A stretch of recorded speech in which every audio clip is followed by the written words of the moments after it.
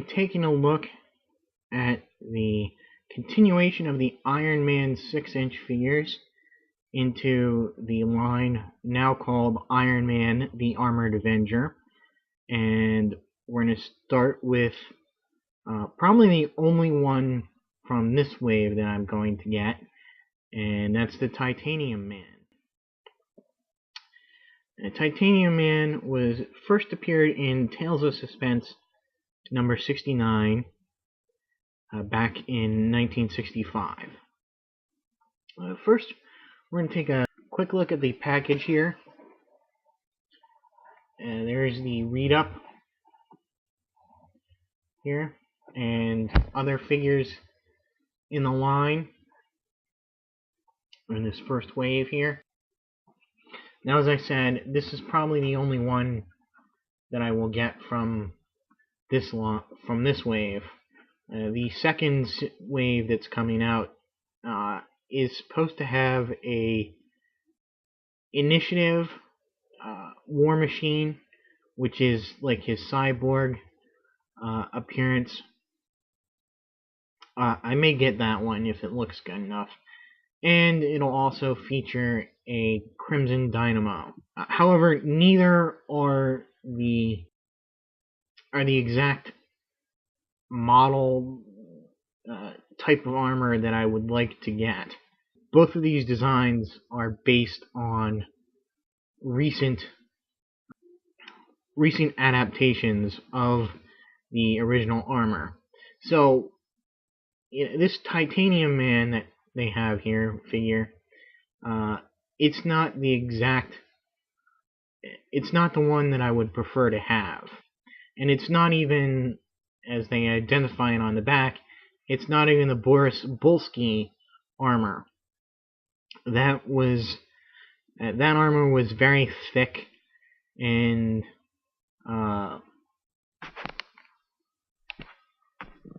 well, here it is. So this particular armor is based on the most current suit in the comics, which I believe itself was based on the design for the Titanium Man's appearance in the Iron Man video game based on the movie. So we have a sort of a circle here. Comics influencing movies, movies influencing video games, and the video games finally influencing the comics. So he was released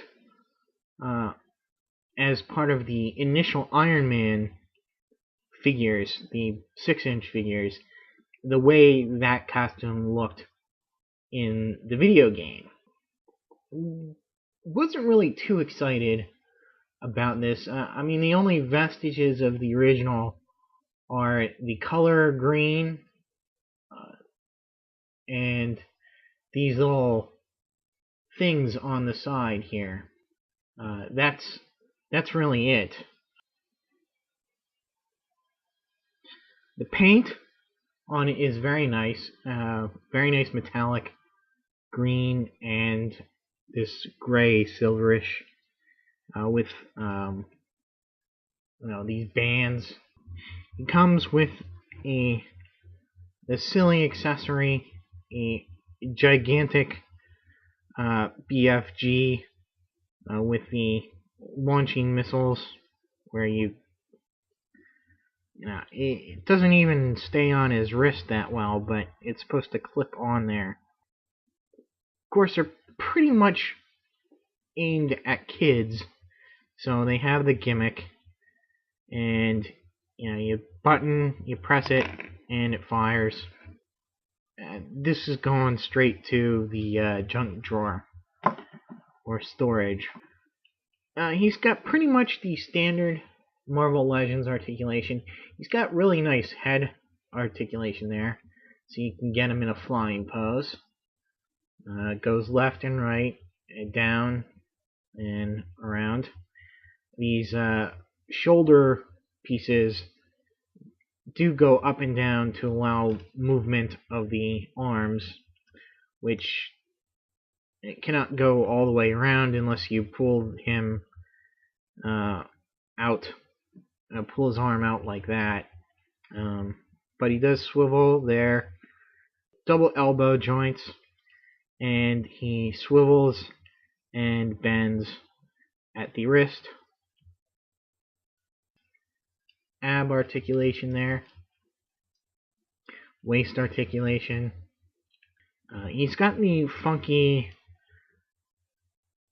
Hasbro hip articulation, which I don't like too much, but on him it's not that bad. I guess because of the way he is, it's not as bad as some of the other figures. Just because of the bulk, I think. And initially when I got him, these swivel joints here at the thigh were very tight, but once I got them, worked on them a little bit, they loosened up and they're pretty good now. He's got double knee joints. His ankles twist and go up and down. As I said, this is based on the third Titanium Man armor we've seen in the comics. There have been at least 3 men who have actually used the armor. The first one was Boris Bulski, and he used the lab and notes of the defector Ivan Vanko, the first Crimson Dynamo, to create a second suit to challenge Iron Man, and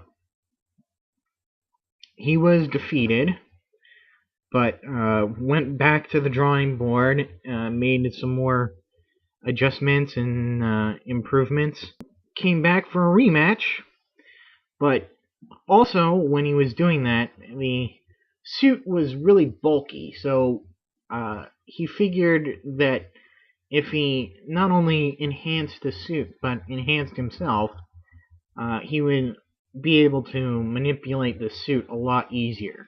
I think this played upon the idea that a lot of the Soviet technology at the time was thought by Americans to be clunky and kludgy. You know, not as streamlined and efficient as Western things. So that bears out in Iron Man versus the all the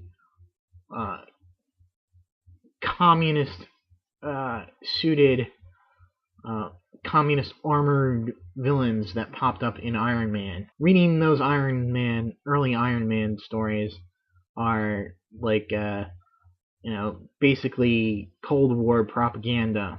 He enhances himself with increasing his size and his strength, using, drugs and steroids and stuff like that. So for the rematch, they fight in Washington, D.C. He's defeated again, and he's cut loose by his superiors at Moscow for his failure. And he goes to Vietnam, and for a while becomes a agent of the Vietnam government. However, he's sent to retrieve the third Crimson Dynamo by the KGB in a sort of like a bid to get back in their good graces if he succeeds with the mission. However, he fails, and because during the conflict with both Iron Man and the Crimson Dynamo, he caused the death of Janice Cord, who I believe at the time was engaged to Tony Stark. So he fled with the Crimson Dynamo, ironically, back to Vietnam, where they became a sanctioned team along with the Chinese agent, the Radioactive Man. So that for Boris Bulski, I think he dies later on attacking Tony Stark. Yeah, I think so. The second Titanium Man is Kondraty Tupolov, or better known as Gremlin, the son of the original Gargoyle. He uses, I guess, a backup suit or something, and he's a little tiny guy, so he adapts the suit to fit his height. He uses it for a while, becomes part of the, I forget what they call them. There's an unsanctioned team of Russian superheroes composing of Ursa Major, Vanguard, and Dark Star, and the Titanium Man. And they operated as heroes within Russia and the Soviet Union, but they weren't sanctioned by the government.